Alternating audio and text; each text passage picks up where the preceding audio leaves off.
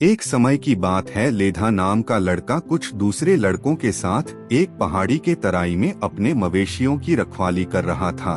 ये सभी लड़के खेल खेल में आवाज लगाते थे, हो तेंदुआ, और पहाड़ी से प्रतिध्वनि आती थी, हो तेंदुआ। वहाँ पहाड़ी पर वास्तव में एक तेंदुआ रहता था और एक दिन तेंदुआ पहाड़ी पर रहने वाले गिरगिट के साथ लुका छिपी खेल रहा था। गिरगिट छुप गया और तेंदुआ गिरगिट को सभी स्थान पर खोजने लगा, लेकिन सब चेष्टा व्यर्थ रहा। अंत में थक हार के तेंदुआ ठीक उसी बिल के ऊपर जा बैठा जिस बिल में गिरगिट छिपा हुआ था। गिरगिट ने सोचा कि तेंदुआ की मंशा उसको क्षति पहुंचाने की है। मैं बिल से बाहर न निकल सकूं, इसलिए मुझे कैद में रखने के लिए अपने पुट्ठा से बिल को बंद कर दिया है। इसी कारण गिरगिट ने प्रतिशोध में तेंदुआ को काटा खाया और उसके पुट्ठे को पकड़कर लटक गया। अब इस प्रकार तेंदुआ परेशान हो उठा और समझ नहीं सका कि कैसे इस झंझट से छुटकारा मिले। इसलिए उस दिन जब लड़के चिल्लाने लगे, हो तेंदुआ, तब तेंदुआ उनकी सहायता लेने के लिए लड़कों के तरफ भागा। परंतु जब लड़कों ने तेंदुआ को आते देखा तो सभी प्राण बचाने हेतु वहां से भागे। हालांकि लेधा तेजी से भाग नहीं सका, क्योंकि वह पंगु था और तेंदुआ उसका मार्ग रोक के आगे खड़ा हो गया। उससे विनती किया कि वह गिरगिट से रक्षा करे और उसको हटा दे। तेंदुआ ने उसे वादा किया कि वह उसको नहीं खाएगा, इसलिए लेधा ने ऐसा ही किया। और वहां से विदा होने से पहले तेंदुआ ने लेधा से यह भी वचन लिया कि वह यह बात किसी और को नहीं बताएगा कि गिरगिट ने उसको डराया है, काटा है। यदि उसने ऐसा किया तो वह उसको उठाकर ले जाएगा और खा जाएगा। लेधा अपने मित्रों के बीच दोबारा चला गया, किंतु मित्रों से कुछ नहीं कहा कि उसके और तेंदुआ के बीच क्या पारित हुआ है। परंतु रात में जब सभी सोने चले गए तो लेधा की भाभी यह जानने के लिए तंग करने लगी कि तेंदुआ ने जब उसे पकड़ा तो उससे क्या वार्तालाप हुई है। वह बोला कि यदि मैं तुमसे कुछ बताता हूँ तो तेंदुआ मुझे खा जाएगा, मगर वह उसको फुसलाते हुए बोली कि घर के अंदर कोई नहीं सुनेगा। आखिरकार वह बोला कि गिरगिट, जो कि तेंदुआ के पुट्ठा से लटका हुआ था, उसको वहाँ से हटा दिया था और इसके बाद वे सोने चले गए। किंतु तेंदुआ उसके घर के पीछे छुपा हुआ था और उन्होंने जो बातचीत किया था उसने वह सब कुछ सुन लिया। और जब सभी सो गए तो वह दबे पांव घर में घुसा और लेधा को बिस्तर सहित अपने माथा पर उठा के ले गया। सुबह जब लेधा की नींद खुली तो देखा कि घने जंगल में से उसे ले जाया जा रहा है। मार्ग में ऊपर एक पेड़ का डाल लटका हुआ था, वह शीघ्रतापूर्वक पेड़ पर चढ़ गया। इस प्रकार तेंदुआ ने जब बिस्तर नीचे रखकर लेधा को खाने गया तो पाया कि बिस्तर तो रिक्त है, इसलिए वह तुरंत उसी रास्ते से वापस उसी पेड़ के पास गया जिस पर कि लेधा छिपा हुआ था।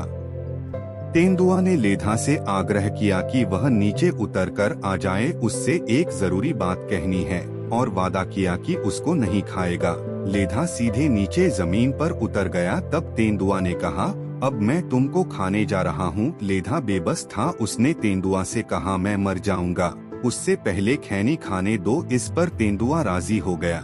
लेधा खैनी के लिए अपने कपड़े को टटोला, मगर खैनी आसानी से बाहर नहीं निकला और लेधा ने जैसे सूखे खैनी के पत्तों को छुआ, पत्तों से चरचराने की आवाज आई। तेंदुआ ने पूछा, यह चरचराने की आवाज क्या थी?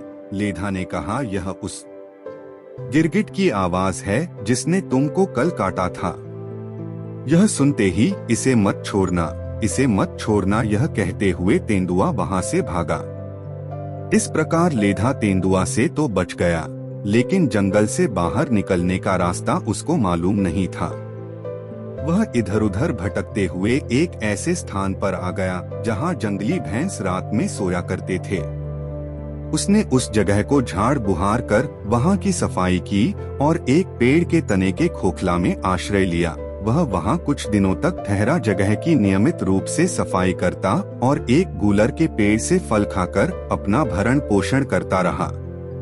अंततोगत्वा एक दिन भैंसों ने एक गाय को यह देखने के लिए वहां छोड़ गए कि उनके सोने के स्थान की सफाई कौन करता है। गाय यह दिखावा करके कि वह बीमार है और उठ नहीं सकती वहाँ पड़ी रही। लेधा यह सब देखने के कुछ देर बाद बाहर आया और नित्य की तरह जमीन की सफाई की और तब बीमार गाय को उठाने की कोशिश में पूंछ पकड़कर खींचने लगा, किंतु गाय बिल्कुल नहीं हिली, इसलिए वह वापस पेड़ के खोखले में चला गया। जब भैंसों ने वापस आकर यह सुना कि यह एक दयालु मनुष्य का काम है जो उनके सोने के स्थान की प्रतिदिन सफाई करता है, इसलिए वे सभी लेधा को बाहर बुलाए और कहा कि वे उसको अपना सेवक रखना चाहते हैं जो कि उनके सोने के स्थान की सफाई और नदी में नहाने के समय उनका मार्जन करेगा। इसके लिए वे इन गायों में से सबसे स्वादिष्ट दूध वाली गाय का दूध देंगे। उस समय से वह भैंसों के साथ इधर उधर भटकता रहता और अपने लिए एक बांसुरी बना के बजाता रहता। एक दिन भैंसों की रगड़ के सफाई कर नहलाने के बाद लेधा ने भी नदी में अपने सर के बालों की सफाई किया। स्नान करते समय उसके सर के कुछ बाल टूटकर बाहर निकल गए, इसलिए उसने बालों को एक पत्ता में लपेट के एक पुलिंदा बना के नदी प्रवाह की ओर बहने के लिए छोड़ दिया। नदी के धारा के नीचे 2 राजकुमारी अपने परिचारकों के साथ स्नान कर रही थी। उन्होंने पुलिंदा को बहते हुए देखा और कोशिश किया कि उनमें से कौन इसे निकालकर बाहर ला सकता है। छोटी राजकुमारी ने इस पुलिंदा को पकड़ के बाहर निकाल लिया। तब उन्होंने बाल की लंबाई को मापा और पाया कि बाल 12 हाथ लंबा है। राजकुमारी जिसने पुलिंदा को पानी से निकाला था अपने घर गई और अपने बिस्तर पर सो गई और बोली वह तब तक नहीं अन्न ग्रहण नहीं करेगी जब तक कि वह आदमी जिसका यह लंबा बाल है मिल नहीं जाता। राजा उसके पिता ने सभी दिशाओं में हरकारा को उस लंबे बाल वाले व्यक्ति के खोज के लिए भेजा, परंतु कोई उसे खोज नहीं पाया। तब राजा ने एक तोता को भेजा। तोता ने बहुत ऊंचाई पर उड़ के नीचे देखा कि लेधा जंगल में भैंसों के साथ विचरण कर रहा है, किंतु उसकी हिम्मत उसके पास जाने की नहीं हुई। इसलिए तोता वापस आकर राजा को बताया कि वह आदमी जंगल में था, लेकिन कोई संदेश वाहक उसके पास जंगली भैंसों के डर से पहुंच नहीं सकता। तभी एक कौवा बोला कि यदि कोई कर सकता है तो वो मैं हूँ, मैं उसको यहाँ ला सकता हूँ। इस प्रकार राजा ने कौवा को भेजा। कौवा वहाँ गया और भैंस के पीठ पर बैठ गया और भैंस को चोंच मारने लगा। लेधा कंकड़ फेंककर कौवा को खदेड़ना चाहा, लेकिन वह नहीं भागा। तब वह डंडा फेंका, लेकिन कौवा नहीं भागा और अंत में वह अपना बांसुरी फेंका। कौवा ने बांसुरी पकड़ लिया और उड़कर एक पेड़ पर बांसुरी के साथ जा बैठा। लेधा उसके पीछे दौड़ा, मगर कौवा छोटे छोटे दूरी का उड़ान भरता रहा। लेधा कौवा का पीछा करता रहा और इस प्रकार वह राजा के नगर में पहुंच गया।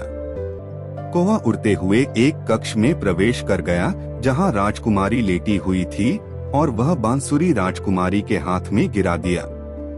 लेधा पीछे पीछे चलते हुए उसी कक्ष में जा पहुंचा। उसे कक्ष में बंद कर लिया गया और जब लेधा ने यह वचन दिया कि वह राजकुमारी का पाणी ग्रहण करेगा, तब राजकुमारी ने उसे बांसुरी दे दिया। इस प्रकार वह विवाह करके दीर्घ काल तक वहाँ रुका रह गया, लेकिन इस बीच भैंसों का कोई देखभाल करने वाला नहीं होने के कारण सभी भैंस कमजोर एवं बीमार हो गए। एक दिन लेधा अपनी पत्नी के साथ भैंसों का जायजा लेने के लिए अरण्य में प्रस्थान किया और जब वह वहाँ बीमार भैंसों को देखा तो उसने निर्णय लिया कि वह वन में एक घर बनाकर यहीं रहेगा। राजा ने उन्हें रुपया पैसा, हाथी, घोड़ा और नौकर चाकर भेजे। लेधा और उसकी पत्नी दोनों वहाँ एक महल बनाकर रहने लगे और लेधा ने पूरे कानन पर स्वामित्व कर लिया और बहुत बड़ा राजा बन गया। उसने अपने श्वसुर के घर तक राजमार्ग बनाए और उसी पथ से आना जाना करता था।